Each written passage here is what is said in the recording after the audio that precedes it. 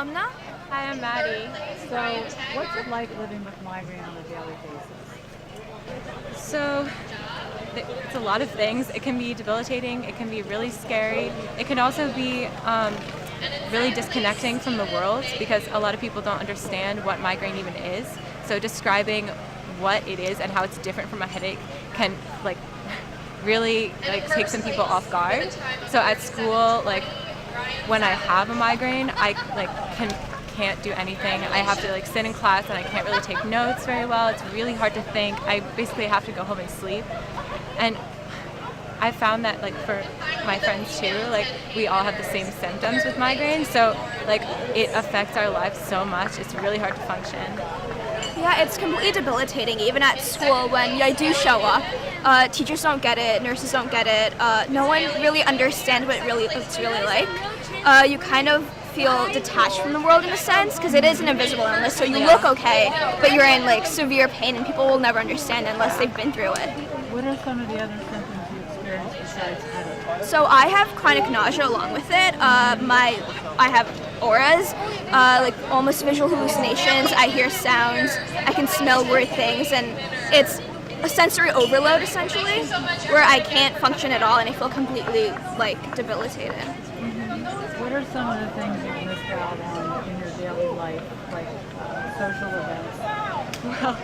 Well, for me, I love going to concerts. I loved going to concerts before migraine really became an issue for me, and I've been really upset to miss out on the concerts that I love going to. But at the same time, sometimes I do go to a concert, and when I do go, I decide that it's worth it for me, that the pain is worth it, and the next few days when I'm in a lot of pain, I feel really happy because I was able to have that experience. So while yes, I have missed out on a lot of experiences that I wanted to take part in, like parties or going to really loud concerts, at the same time, it's I value those experiences so much more now that I know how it feels to have migraine.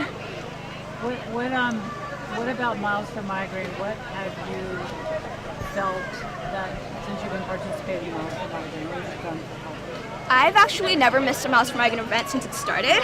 So I've been to every single one, and I think it's a great sense of community. I've never met other kids, especially girls, who share some experience that I do, who are similar ages and have started chronic migraine pediatrics and have similar issues and deal with school life and relationships and family life in a very similar concept that I do, where struggling relating to everyone else around you. Yeah. It's an amazing community. I have found it really hard to have friends who understand what migraine is, just because it's invisible. If you don't have it, you can't really relate, just because it's this disease. So having other friends who also understand and being able to text someone and say, oh hey, I'm having a bad day, can we talk about it? That is such an amazing feeling. So I'm so grateful to have these people. Me too. Yeah. And just say one last thing about stigma. How does stigma affect your life when you are dealing with migraine? Oh my goodness. Invisible illness. Okay, so Spooky. at school it's my main issue because I have migraine, but I don't like to let it interfere with my life. But obviously when you get to a certain point with your pain, you have to go home, you have to rest, you have to recover, and a lot of the nurses at my school don't understand. So it's this issue of trying to portray to other people what you're going through while also saying I'm a warrior, I'm a fighter, this isn't gonna take over my life, but at the same time it's such a big deal for me. Yeah. I guess making sure that doesn't define me, regardless of what other people see it as. People have known that I have a chronic illness. I miss school because of it. I live a different life completely from, I guess, my peers. Especially at the age of 18, most people haven't dealt with real struggles in life, and I faced mine before everyone else has. Mm-hmm. But that doesn't define me, and I have to make sure that people understand that first, and that I'm me as a person, and I have a personality. I like things that are fun, and I like having a real life rather than just chronic disease. Yeah, a big issue for me is that some people say why can you do this thing if you have a migraine? Why would you go out and have this experience? Isn't it so much worse for you? Isn't it making you feel awful? And my response to that is it's worth it to me.